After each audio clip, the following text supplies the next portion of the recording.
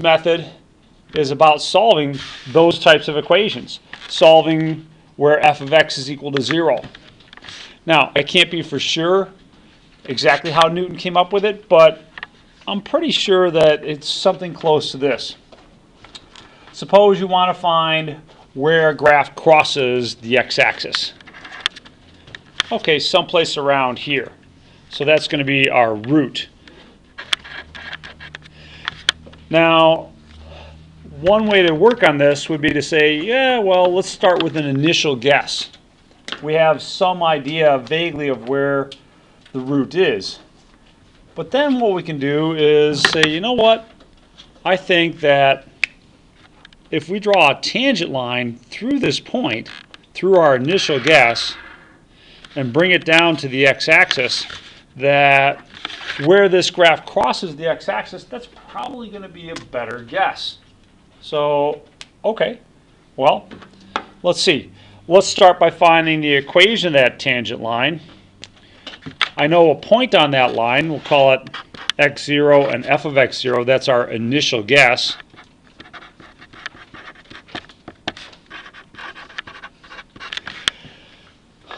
But what am I going to use for the slope of this line? Remember, this is our tangent line. What's the slope of that line? Can anyone tell me? Can anyone for extra credit tell me? Oh. The slope of the tangent line at this point is the derivative. It's f prime, right? Just the derivative at that point. So we've got the coordinates, your x and y, and we've got the slope. Let's put that into the equation, our point slope form of the equation of a line. So we're going to get y minus f of x sub 0 equals m times x minus x sub 0. Actually, instead of m, what should I be writing? F prime of x sub 0. All right, well, that's nice. But what am I going to do there? Well, if I want to find where this graph crosses the x-axis, what's the y-coordinate of my point on the x-axis? 0. So I'm going to put in a 0 here. 0 minus f of x sub 0 minus or equals f prime of x sub 0 times x minus x sub 0. And what I'd like to do is I'd like to solve for x. I don't know what x is. I know what x sub 0 is, f prime of x sub 0, f of x sub 0. I don't know what x is. So one thing I could do is divide both sides of this equation by f prime of x sub 0. So that gives me minus f of x sub 0 divided by f prime of x sub 0 equals x times x sub 0. You don't necessarily have to, copy all of this. It's just deriving the formula. The last thing I'm going to do is I'm going to move this x sub 0 to the left-hand side, and then I get moving things around on other sides in other ways as well. I get x, my new point, is x sub 0 minus f of x sub 0 over f prime of x sub 0. And really, this should be a better guess as to where my root is as opposed to what I started out with. Because what I'm doing is I'm taking the tangent line, saying, you know what, let's just ride this roller coaster all the way down to this point. That should be a better guess to this as compared to my first one. And then what I can do is I can do it again. I can start out with this point and play that tangent line game down again. So you keep on doing it. You keep on feeding your answer from this into get newer and newer guesses. So it's like x sub new equals x sub old minus f of x sub old over f prime of x sub old. So this is a numerical approach to solving these types of equations. Okay, it's a very flexible, very powerful approach. Now, they've gotten a lot better with numerical methods since this one, but let's practice with this one, starting with your handout. Now, just a quick FYI. keep these handouts nice and neat. All right, what I'll do is I will let you use this handout on an exam, because the idea is that you kind of know Newton's method, not that you know every little in and out of your graphing calculator. Although if you practice this a little bit, I don't think you'll really be in that bad a shape. But here's what we're going to need to do. We're going to need to first of all program our calculator with the first, the program, one more time. The function and its first derivative, put those into y1 and y2 respectively. And then what we'll do is we'll store an initial guess, and then we'll kind of update it. So here's the first couple steps. Plugging your first derivative and your function into your calculator. And then we'll work on some of the rest of the stuff together.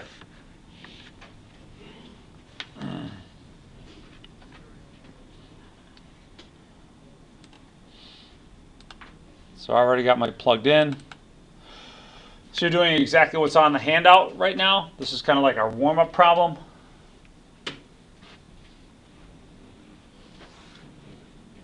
If anyone needs help with that part, let me know. Got that all in? Everyone good on that? All right. So exit out of the equation editor. We want to store an initial guess. Now sometimes that initial guess will be given to you. Sometimes we'll figure it out. But let's take and store 0 as our initial guess. I think that's what I've got going here. Let's see. Oh no, 0.5 is going to be our initial guess. So, you know, it looks more like 0.75 would be, you know, a good guess. But we'll start here just to see the process converge a little bit. That's our initial guess, our x sub 0. So take 0.5, hit the store key, and store that in x. Kata, can you get the door, please? Thank you. So that's your initial guess, but then we need to update it. And that's what Newton's method does. It says, all right, let's take your initial guess, and we're going to modify it by this little quantity here. So that should give us an improved guess. So to get this stuff, to do the update stuff, the fastest way to do that is to type in exactly what I have down here. So you're going to type in x minus, and then I need the value of the function at x sub 0, well, at our x. I can get that by hitting the vars key, cursor to the right one to get y vars, press enter twice, so that's your function, because that's in y1, divided by, then I need the derivative, which is in y2. So go back to the vars, over to the right, press function. This time press 2, because you want the second function there, which has our derivative. Then it's all important that you hit the store key. Store that back in x. What that's going to do is it's going to take the value of x that we had, which is 0.5, update it by this little function, and then put it back in x so that you can use it again. You can continue to use it. So this should be a better guess as to what the actual value is. So when you press enter, you should get 0.857 something. Is everyone able to get that? John? Yeah? Okay, cool. Now, here's the cool thing. You want to do that again? Just hit the enter key, and it'll continue to update it. It's like, okay, yeah, I'll recycle those values and update it again, and again, and again. Now, what do you notice happening after 3 or 4 times of doing this? What's going on with our values? Yeah, they're getting really close together. In fact, right here, you know, I'm not sure it's really going to change much more after I keep on hitting the enter key. In fact, we're kind of stuck. So that's as much accuracy as you're going to get from this method. So that looks like that's our answer. Now we can actually check that in a different way. Is everyone able to get 0.75, 48, 77, etc. on their calculators? Let's just check that that's actually the right answer. How could I do that? Well, let's clear that out. What we're trying to find is where this actually equals 0. if we have a value that's pretty close to that, we should be able to take x raised to the fifth plus x minus 1, and I should get a value that's, oops, I didn't mean to be in the exponent there. X raised to the fifth, got to hit the right arrow to exit the exponent, plus x minus 1. I should get something close to, if not exactly 0. Bam, nailed it. That's pretty cool. That's really easy too. So, okay on that first one. We're going to try a couple more, and then I'll show you a little bit of a trick that we can do with our graphing calculators in the case that the first derivative is tough to come by or difficult in other ways. But let's try another one. We'll call this one example A. Well, we kind of already did one just like this, so let's move down to example B here.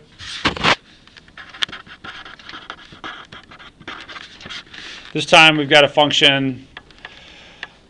Well, it's not actually a function. It's where does 7 cosine of x equal x plus 1?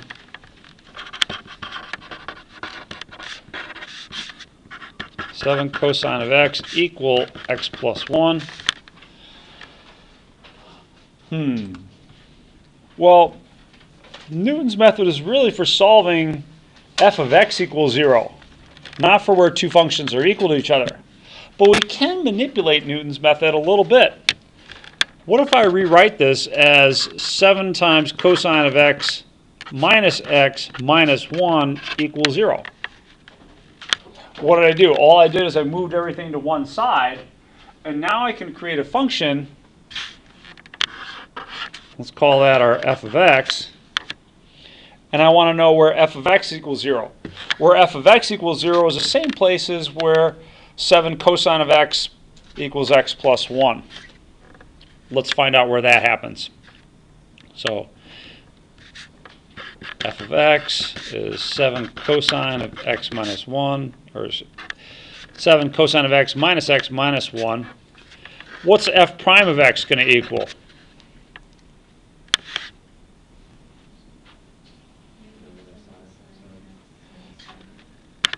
Negative 7 sine of x minus 1, right?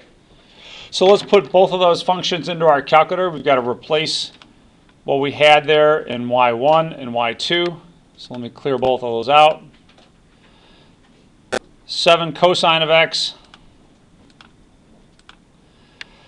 minus x minus 1.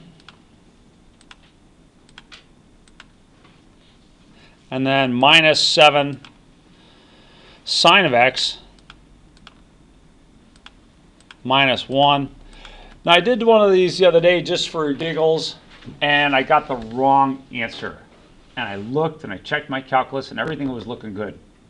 What do you think could have gone wrong with a problem kind of like this when you're working Newton's method? Mage? Formatting? Not the formatting, although you are kind of right to think about the mode a little bit. Radians? Yeah, you need to be in radians. I can't emphasize it enough. Calculus is done in radians. If your calculator is in degrees for a problem like this, it's just not going to work. So make sure that you're in radians.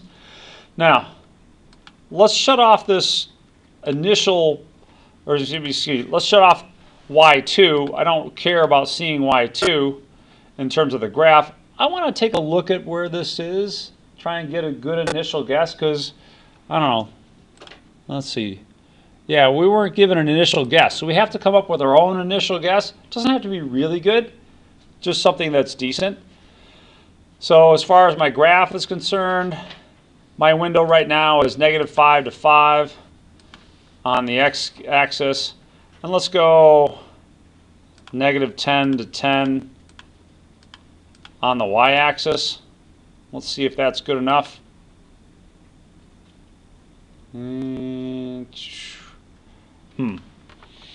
All right. So it looks like there's a root here close to 1, somewhere between 1 and 2. I'm not going to try and estimate it any closer than 1. I think if we start out with a root at 1, we should be able to work pretty well. So 1 is going to be our initial guess. So let me write that down. So based on the graph,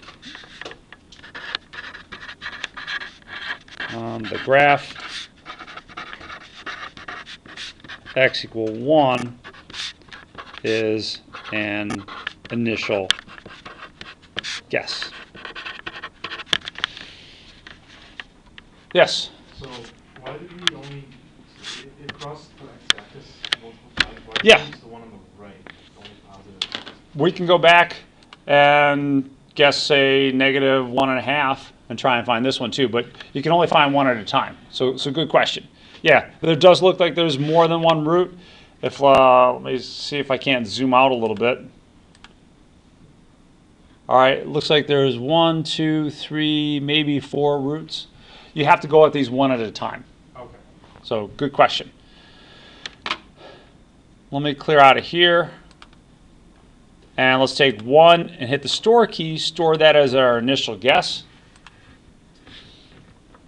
And then the cool thing is that your calculator still should have in its memory that we had x minus y1 over y2, store back in x. So if you hit the second key and then enter, it'll bring up your previous calculations. If you do that a couple times, maybe in my case 3 times, it'll eventually bring you back to that little menu, or excuse me, that little command that we did, x minus y1 over y2, store back in x.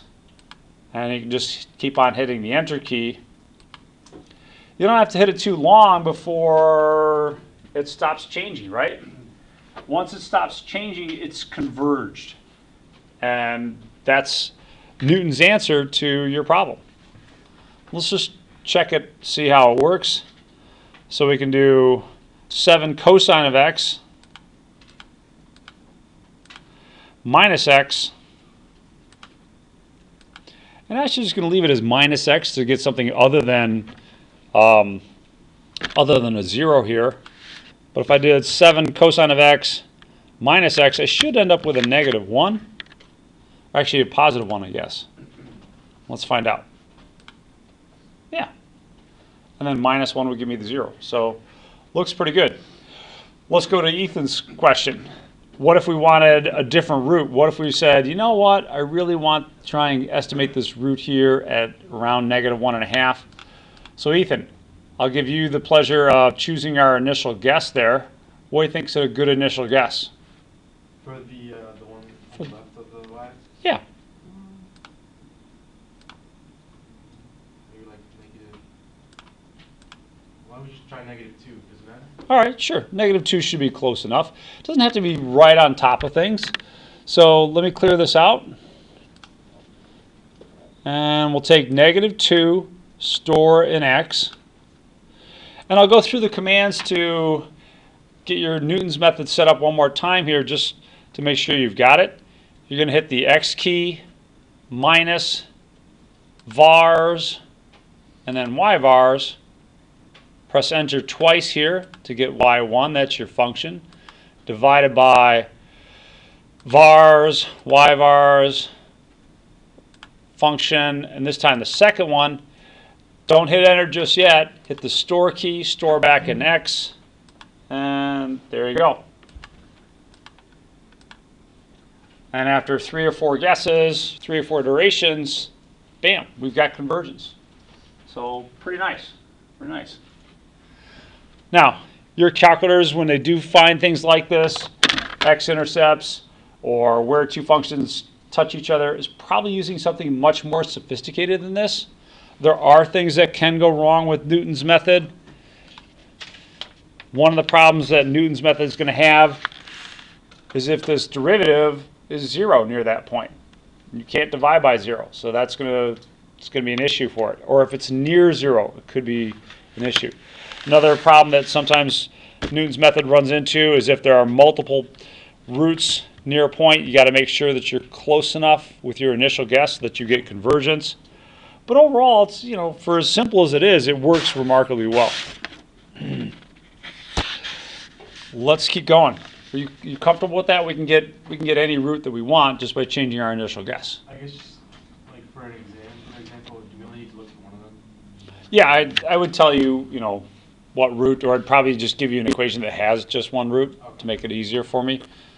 So yes. Let's try a couple more here.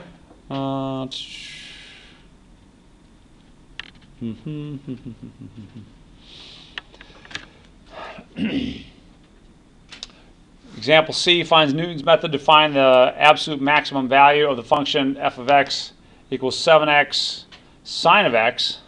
So that's kind of a nice one because it's asking us to do a little thinking here. Example C.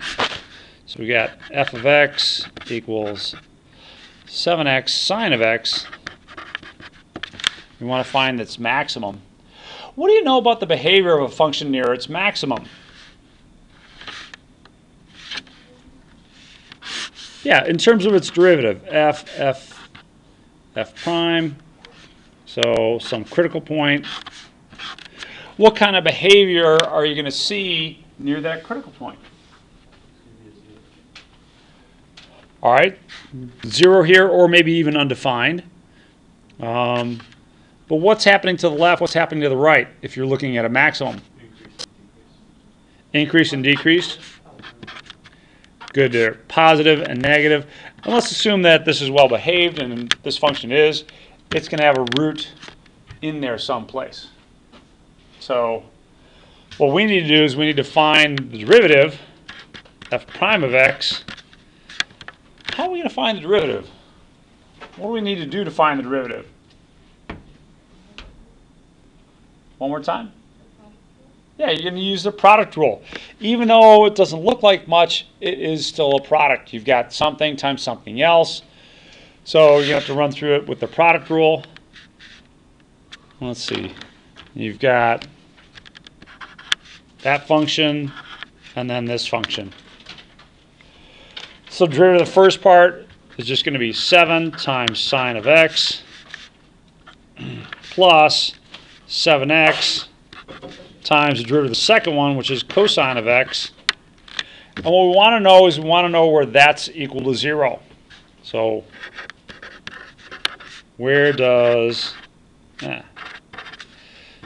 g of x equal 7 sine of x plus 7x cosine of x equals 0?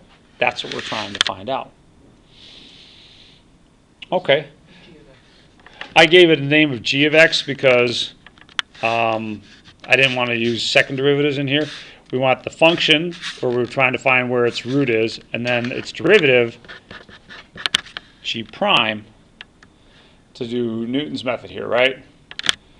And so this becomes a little bit more fun because we get to use the product rule just again.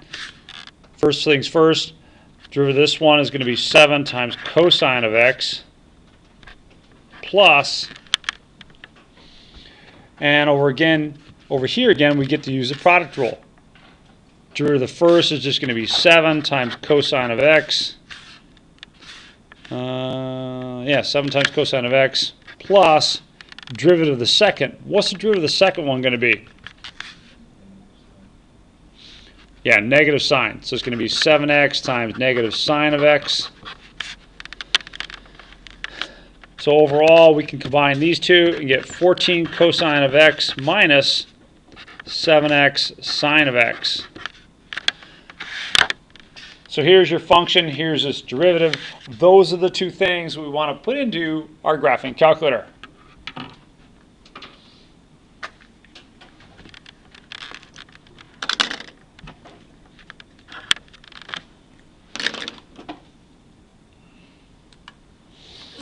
Let's clear out a bunch of this stuff. Clear and clear.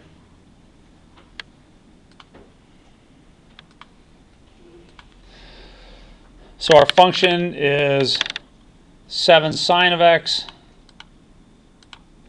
plus 7x cosine of x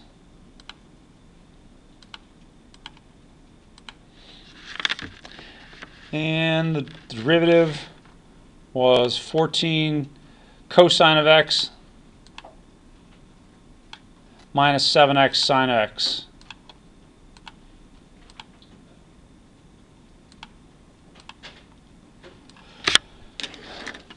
Now I'm not sure what a good initial guess is, so I'm just going to shut off the second equation here by tapping on the y equals key and pressing the enter key. Shuts that off. And now when I graph this, I should see just the graph of the first function. Let me take a look at my window, see if I'm happy with that. We'll give it a shot. See what happens. Oh, plenty of roots here. All right. So, looks like we got a choice of them.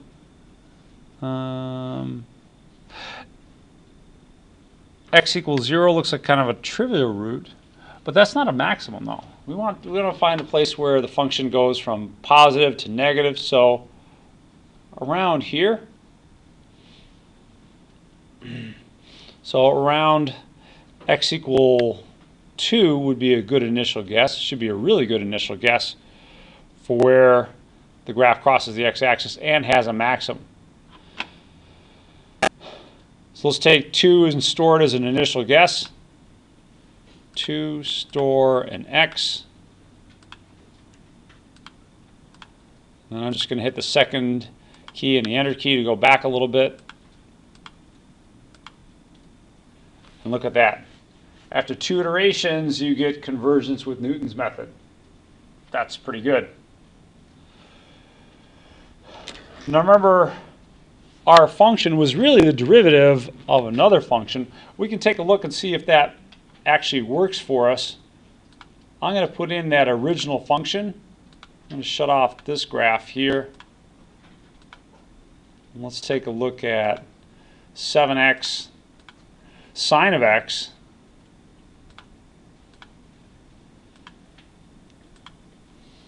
Let's take a look at its graph. I'm not quite tall enough there, so let's go a little bit higher. Let's go up to maybe 15.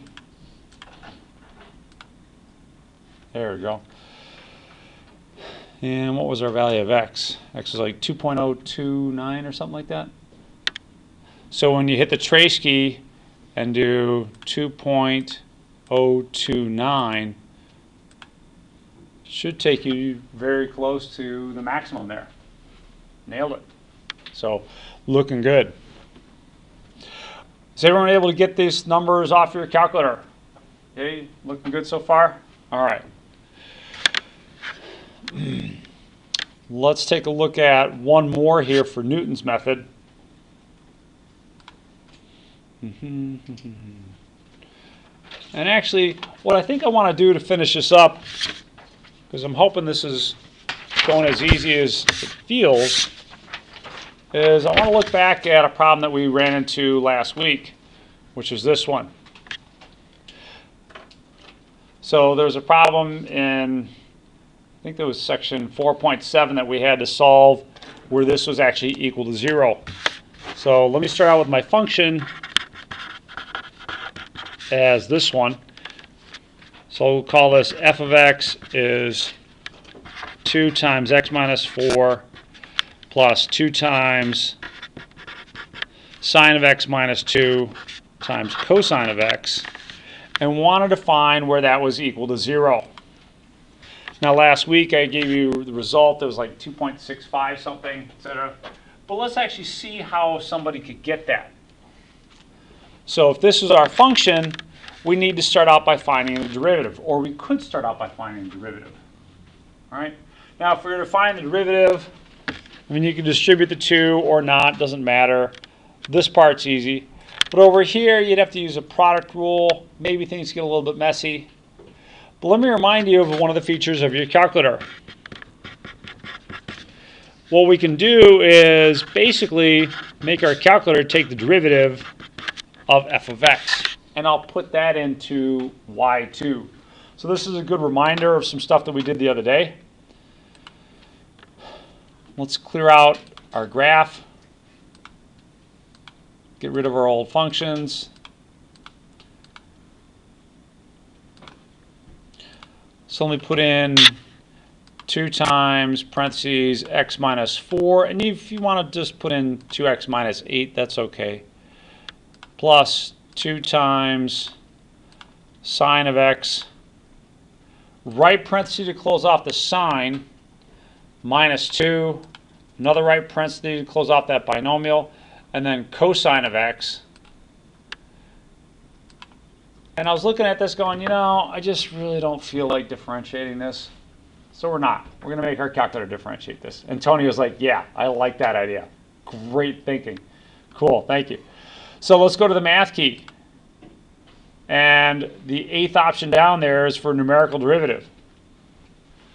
We want to differentiate with respect to x, but we want to differentiate y1. So getting to y1 is a familiar place. Hit the hit the vars key, then the y vars, enter, enter.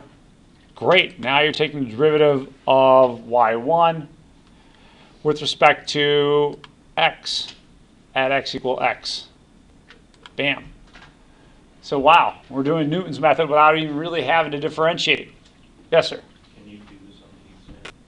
Or do you have to show what? I will, so great, I thought about that on the exam. I'll just ask you to write down what you're putting in as a derivative. Okay.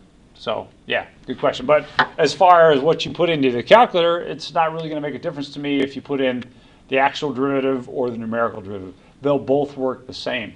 So good question. Let me shut off the graph of this. Let's just kind of look at the graph of this one. I think we should have a decent enough window to see this. I don't think we're going to need to go up to -10 and 15. Let me just back that off a little bit and go to -5 and 5. All right. Well, we see enough of the graph. Let's look for the root near this point. Lucas, what would be a good initial guess? 2.75, or is that the window by ones? Yeah, it's by ones, so Yeah, I'd say, yeah, 2.75. 2.75. All right, so let's clear this out. Let me clear that as well. I'm going to store 2.75 as my initial guess. I'm thinking that it'll probably get convergence pretty quickly with this.